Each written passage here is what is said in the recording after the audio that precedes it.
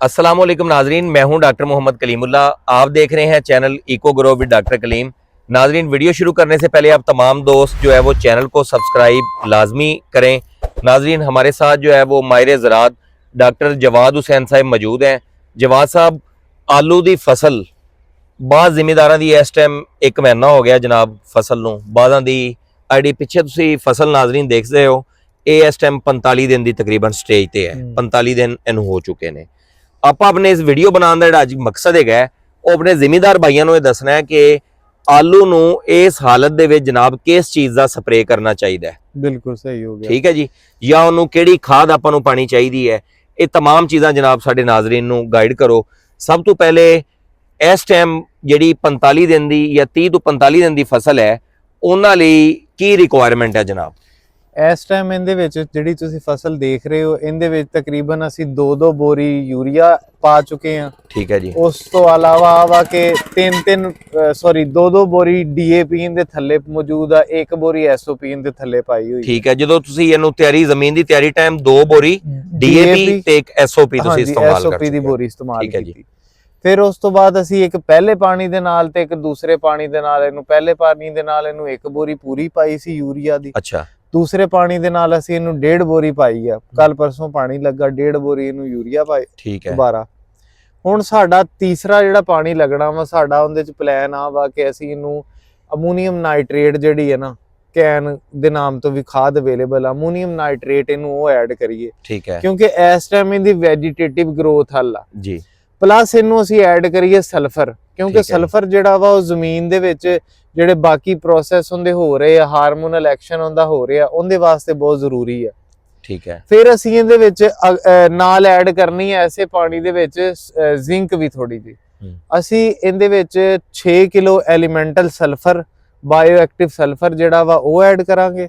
Plus ਇਹਦੇ ਵਿੱਚ ਅਸੀਂ 10-10 ਲੀਟਰ ਬਾਇਓ ਆਰਗੈਨਿਕ ਫਾਸਫੇਟ ਯਾਨੀ ਕਿ BOP ਐਡ ਕਰਾਂਗੇ। ਤੇ ਉਸ ਤੋਂ ਇਲਾਵਾ ਅਸੀਂ ਇਹਦੇ ਵਿੱਚ ਫਾਸਫੋਰਸ ਸੋਲਿਬਲਾਈਜ਼ਿੰਗ ਬੈਕਟੀਰੀਆ ਪਾਣ ਲੱਗੇ ਆ ਅਗਲੇ ਪਾਣੀ ਦੇ ਵਿੱਚ। ਠੀਕ ਹੈ। ਅਗਰ ਮੈਂ ਗਲਤ ਨਾ ਹੋਵਾਂ ਜਵਾਦ ਸਾਹਿਬ, ਤੇ ਆਪਣੀ ਜਿਹੜੀ ਇਸ ਟਾਈਮ 2 ਬੋਰੀ DAP ਜੀ, ਠੀਕ ਹੋ ਗਿਆ ਜੀ, 1 ਬੋਰੀ ਜਿਹੜੀ ਹੈ ਉਹ SOP ਜੀ, 2.5 ਬੋਰੀ ਇਹਦੇ ਵਿੱਚ ਆਪਾਂ ਯੂਰੀਆ ਦੀ ਜਨਾਬ ਪਾ ਚੁੱਕੇ ਹਾਂ। ਤੇ ਉਸ ਤੋਂ ਬਾਅਦ ਮਜ਼ੀਦ ਤੁਸੀਂ ਇਰਾਦਾ ਰੱਖ ਰਹੇ ਹੋ ਕਿ ਇਹਦੇ ਵਿੱਚ ਅਸੀਂ ਅਮੋਨੀਅਮ ਨਾਈਟ੍ਰੇਟ ਇਸ ਪਾਣੀ ਤੇ ਪਾਇਆ ਜਾਵੇ। ਇਸ ਪਾਣੀ ਤੇ ਅਮੋਨੀਅਮ ਜ਼ਰਾ ਆਪਣੇ ਜ਼ਿਮੀਂਦਾਰ ਭਾਈਆਂ ਨੂੰ ਇਹ ਦੱਸ ਦਿਓ ਕਿ ਇਸ ਟਾਈਮ ਅਮੋਨੀਅਮ ਨਾਈਟ੍ਰੇਟ ਜਿਹੜਾ ਹੈ ਪਾਣ ਦਾ ਕੀ ਫਾਇਦਾ ਹੋਏਗਾ? ਬੇਸਿਕਲੀ ਅਮੋਨੀਅਮ ਨਾਈਟ੍ਰੇਟ ਜਿਹੜੀ ਹੈ ਨਾ ਉਹ ਯੂਰੀਆ ਦੀ ਉਹ ਫਾਰਮ ਆ ਜਿਹੜੀ ਪੌਦੇ ਨੂੰ ਫੌਰੀ ਤੌਰ ਤੇ ਅਵੇਲੇਬਲ ਹੋ ਜਾਂਦੀ ਹੈ ਜੀ। ਮੌਸਮ ਵੀ ਚੋਂ ਕਿ ਇਦਾਂ ਦਾ ਵਾ ਕਿ ਦਿਨ ਦਾ ਟੈਂਪਰੇਚਰ ਜਿਹੜਾ ਵਾ ਰਾਤ ਦੇ ਟੈਂਪਰੇਚਰ ਤੋਂ ਬਹੁਤ ਜ਼ਿਆਦਾ ਫਰਕ ਆ। ਇਹ ਸੂਰਜ ਦੇ ਵਿੱਚ ਕੋਰਾ ਪੈਂਦਾ, ਪੌਦਿਆਂ ਦੀ ਜਿਹੜੀ ਆ ਵੇਨਸ ਉਹ ਡਿਸਟਰਬ ਹੋਣ ਦਾ ਖਤਰਾ ਵਾ। ਇਸ ਵਾਸਤੇ ਅਸੀਂ ਇਹਨੂੰ ਨਾ ਜਿਹੜਾ ਵਾ ਅਮੋਨੀਅਮ ਨਾਈਟ੍ਰੇਟ ਅਪਲਾਈ ਕੀਤੀ ਹੈ। ਜਿਹੜਾ ਬਾਇਓ ਐਕਟਿਵ ਸਲਫਰ ਆ ਉਹਦੇ ਨਾਲ ਇਸਤੇਮਾਲ ਕਰਨ ਦਾ ਫਾਇਦਾ ਵਾ ਕਿ ਉਹ pH ਜ਼ਮੀਨ ਦੀ ਉਹਨੂੰ ਮੇਨਟੇਨ ਕਰੇਗਾ। ਉਸ ਤੋਂ ਇਲਾਵਾ ਮਾਈਕਰੋਬੀਅਲ ਐਕਟੀਵਿਟੀ ਜਿਹਨੇ ਤੋੜਨਾ ਵਾ ਜਿਹੜੀ ਚੀਜ਼ ਨੇ ਉਹਨੂੰ ਪੈਦਾ ਕਰੇਗਾ।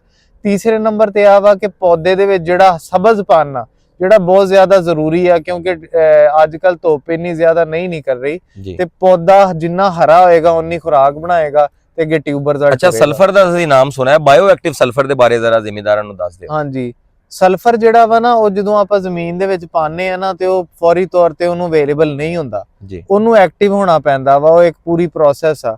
ਤੇ ਅਸੀਂ ਬੈਕਟੀਰੀਆਜ਼ ਨੂੰ ਐਡ ਕਰਕੇ ਤੇ ਉਸ ਤੋਂ ਇਲਾਵਾ ਉਹਨੂੰ ਡੀਕੰਪੋਜ਼ ਕਰਕੇ ਸਲਫਰ ਨੂੰ ਇਦਾਂ ਅਵੇਲੇਬਲ ਕਰਵਾਇਆ ਵਾ ਕਿ ਉਹ ਐਕਟਿਵ ਹੋ ਗਿਆ। ਜ਼ਿਮੀਂਦਾਰ ਭਾਈਆਂ ਨੂੰ ਦੱਸੋ ਕਿ ਜਿਹੜਾ ਆਮ ਸਲਫਰ ਤੁਹਾਨੂੰ ਮਾਰਕੀਟ ਤੇ ਮਿਲ ਰਿਹਾ ਹੈ ਤੇ ਜਿਹੜਾ ਸਾਡੇ ਕੋਲ ਬਾਇਓ ਐਕਟਿਵ ਸਲਫਰ ਹੈ ਇਹਦੇ ਬਾਰੇ ਚਗਾ ਕਰੋ ਜ਼ਿਮੀਂਦਾਰਾਂ ਨੂੰ। ਜਿਹੜਾ ਮਾਰਕੀਟ ਦੇ ਵਿੱਚ ਆਮ ਸਲਫਰ ਮਿਲ ਰਿਹਾ ਨਾ ਉਹ ਐਕਟਿਵ ਨਹੀਂ ਆ। ਉਹ ਪੌਦੇ ਦੇ ਵਿੱਚ ਤੁਸੀਂ ਪਾਓਗੇ ਉਹ ਟੁੱਟੇਗਾ, ਸਲਫਿਊਰਿਕ ਐਸਿਡ ਬਣਾਏਗਾ, ਹੋਰ ਮਜ਼ੀਦ ਉਹਦੇ ਵਿੱਚ ਰਿਐਕਸ਼ਨ ਹੋਣਗੇ, ਉਸ ਤੋਂ ਬਾਅਦ ਅਵੇਲੇਬਲ ਹੋਏਗਾ।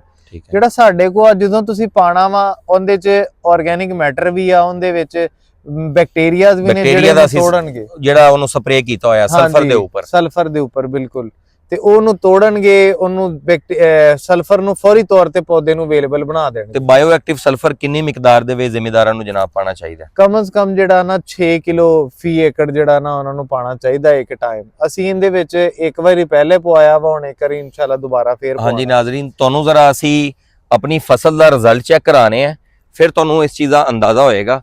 ਹਾਂਜੀ ਜਵਾਦ ਸਾਹਿਬ ਜ਼ਰਾ ਦੱਸੋ। ਦੇਖੋ ਮਾਸ਼ਾਅੱਲਾ ਇੱਥੇ ਕਿ ਆ ਜਿਹੜਾ ਗੰਦਲ ਮਾਸ਼ਾਅੱਲਾ ਸਿਰਫ 45 ਦਿਨ ਦਾ ਪੌਦਾ ਵਾ ਪੌਦੇ ਦੇ ਉੱਤੇ ਫੋਟ ਜਿਹੜੀ ਆ ਉਹ ਚੈੱਕ ਕਰੋ ਪੱਤਿਆਂ ਦੀ, ਜੀ ਕਿਵੇਂ ਹਰ ਪੱਤਾ ਨਿਕਲ ਰਿਹਾ, ਤੇ ਪੱਤੇ ਦਾ ਮਾਸ਼ਾਅੱਲਾ ਰੰਗ ਚੈੱਕ ਕਰੋ ਤੁਸੀਂ, ਕਿੰਨਾ ਹਰਾ ਹੁੰਦਾ, ਹਰਾ ਕੱਚ ਰੰਗ ਆ।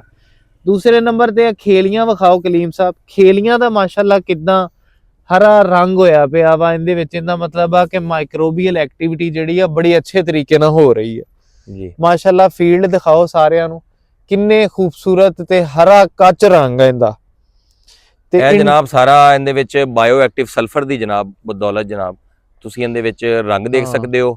ਤੇ 45 ਦਿਨ ਦੀ ਸਟੇਜ ਤੇ ਆਲੂਆਂ ਦੀ ਜਨਾਬ ਇਸ ਟਾਈਮ ਹਾਲਤ ਜਨਾਬ ਤੁਸੀਂ ਇਹਦੇ ਵਿੱਚ ਦੇਖ ਸਕਦੇ ਹੋ ਮਾਸ਼ਾਅੱਲਾ। ਨਾਜ਼ਰੀਨ ਇਹ ਸੀ ਜਨਾਬ ਤੁਹਾਨੂੰ तमाम ਜਿਹੜੀ ਅਸੀਂ ਸੂਰਤ-ਏ-ਹਾਲ ਦੱਸੀ ਹੈ ਕਿ ਇਸ ਟਾਈਮ ਆਲੂ ਦੀ 30 ਤੋਂ 45 ਦਿਨ ਦੀ ਫਸਲ ਦੀ ਸਟੇਜ ਤੇ ਤੁਹਾਨੂੰ ਕਿਹੜੀ ਖਾਦਾਂ ਦੀ ਜ਼ਰੂਰਤ ਹੈ। ਅਗਰ ਜਿਹੜੇ ਜ਼ਿਮੀਦਾਰ ਭਾਈ ਬਾਇਓ ਐਕਟਿਵ ਸਲਫਰ ਲੈਣਾ ਚਾਹਨ, ਸਕਰੀਨ ਦੇ ਉੱਪਰ ਜਨਾਬ ਸਾਡਾ ਨੰਬਰ ਹੈਗਾ, ਉਹ ਸਾਨੂੰ ਨੰਬਰ ਤੇ ਕਾਲ ਕਰਕੇ ਉਹ ਜਿਹੜੇ ਵੀ ਇਲਾਕੇ ਦੇ ਵਿੱਚ ਨੇ ਪਾਕਿਸਤਾਨ ਦੇ, ਉਹਨਾਂ ਨੂੰ ਜਨਾਬ ਉਹਨਾਂ ਦੇ ਉੱਥੇ ਮਤਲਬ ਸਪਲਾਈ ਪਹੁੰਚ ਜਾਏਗੀ। ਠੀਕ ਹੋ ਗਿਆ ਜੀ। ਤੇ ਪਿਓਰ ਅੱਛਾ ਠੀਕ ਆ ਐਲੀਮੈਂਟਲ ਸਲਫਰ, ਅੱਛਾ ਸਲਫਰ ਮਾਰਕੀਟ ਦੇ ਵਿੱਚੋਂ ਬਹੁਤ ਮੁਨਾਸਬ ਕੀਮਤ ਦੇ ਉੱਤੇ ਤੁਹਾਨੂੰ ਮਿਲੇਗਾ ਇਨਸ਼ਾਅੱਲਾ। ਐਸਾ ਰੇਟ ਮਾਰਕੀਟ 'ਚ ਅਵੇਲੇਬਲ ਹੀ ਨਹੀਂ ਹੈ।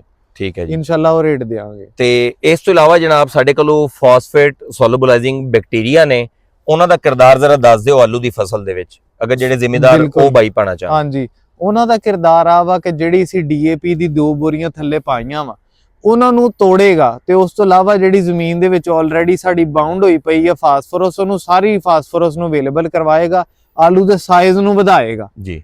ਫਾਸਫੋਰਸ ਦਾ ਕਮਾਲ ਆ। ਤੇ ਫਾਸਫੋਰਸ ਸੋਲੂਬਲਾਈਜ਼ਿੰਗ ਬੈਕਟੀਰੀਆ ਨਹੀਂ ਆ ਕਰਨਾ, ਤੇ ਉਹ ਬੈਕਟੀਰੀਆ ਜਨਾਬ ਸਾਡੇ ਕੋਲ ਅਵੇਲੇਬਲ ਨੇ, ਉਹ ਵੀ ਤੁਹਾਨੂੰ ਸਕਰੀਨ ਦੇ ਉੱਪਰ ਜਨਾਬ ਨੰਬਰ ਦਿੱਤਾ ਗਿਆ ਹੈ। ਤੇ ਡੋਜ਼ ਜ਼ਰਾ ਜ਼ਿਮੀਦਾਰ ਭਾਈਆਂ ਨੂੰ ਦੱਸ ਦਿਓ ਕਿ ਕਿੱਲੇ ਦੇ ਵਿੱਚ ਆਪਾਂ ਕਿੰਨੇ ਜਨਾਬ ਲੀਟਰ ਉਹ ਬੈਕਟੀਰੀਆ ਇਸਤੇਮਾਲ ਕਰਨਾ ਹੈ। ਬੈਕਟੀਰੀਆ ਜਿਹੜਾ ਵਾ ਉਹ 20 ਲੀਟਰ ਕਮ ਸੇ ਕਮ ਉਹ ਇਸਤੇਮਾਲ ਕਰਨਾ ਵਾ। ਠੀਕ ਆ, ਤੇ ਬੜੇ ਮੁਨਾਸਿਬ ਕੀਮਤ ਦੇ ਵਿੱਚ ਤੁਸੀਂ ਰਾਬਤਾ ਕਰੋਗੇ ਇਨਸ਼ਾਅੱਲਾ ਤਾਲਾ ਤੁਹਾਨੂੰ ਬੜਾ ਅੱਛਾ ਰੇਟ ਦਿੱਤਾ ਜਾਏਗਾ ਔਰ ਅੱਛੀ ਜੈਨੂਇਨ ਚੀਜ਼ ਦਿੱਤੀ ਜਾਏਗੀ। ਜਿੰਨੀ ਤੁਹਾਡੀ ਫਾਸਫੋਰਸ ਜਿਹੜੀ ਜ਼ਮੀਨ ਦੇ ਵਿੱਚ ਜਿਹੜੀ ਦਸਤਿਆਬ ਨਹੀਂ ਹੋ ਰਹੀ ਜੀ, ਇਹ ਜਿਹੜੇ ਸਾਡੇ ਕੋਲ ਬੈਕਟੀਰੀਆ ਨੇ ਇਹਨਾਂ ਦਾ ਕਿਰਦਾਰ ਹੈ ਕਿ ਉਹ ਫਾਸਫੋਰਸ तमाम ਜਿਹੜੀ ਹੈ ਉਹ ਪੌਦੇ ਦੀ ਨਸ਼ੋਨੁਮਾ ਦੇ ਵਿੱਚ ਇਨਸ਼ਾਅੱਲਾ ਤਾਲਾ ਇਸਤੇਮਾਲ ਹੋਏਗੀ। ਅਸੀਂ ਤੁਹਾਨੂੰ ਆਪਣੀ ਫਸਲ ਦਿਖਾਈ ਹੈ ਮਾਸ਼ਾਅੱਲਾ, ਤੇ ਇਸ ਤੋਂ ਇਲਾਵਾ ਤੁਹਾਡੀ ਵੀ ਫਸਲ ਅਸੀਂ ਚਾਹਨੇ ਆ ਕਿ ਇਸ ਤੋਂ ਜ਼ਿਆਦਾ ਮਾਸ਼ਾਅੱਲਾ ਬਿਹਤਰ ਹੋਵੇ ਇਨਸ਼ਾਅੱਲਾ। ਨਾਜ਼ਰੀਨ ਆਉਣ ਵਾਲੇ ਟਾਈਮ ਦੇ ਵਿੱਚ ਵੀ ਇਸ ਤਰ੍ਹਾਂ ਦੀ ਮੁਫੀਦ ਵੀਡੀਓ ਦੇਖਣਾ ਚਾਹੁੰਦੇ ਹੋ ਤੇ ਸਾਡਾ channel eco grow with doctor Kaleem ਨੂੰ ਸਬਸਕ੍ਰਾਈਬ ਕਰੋ।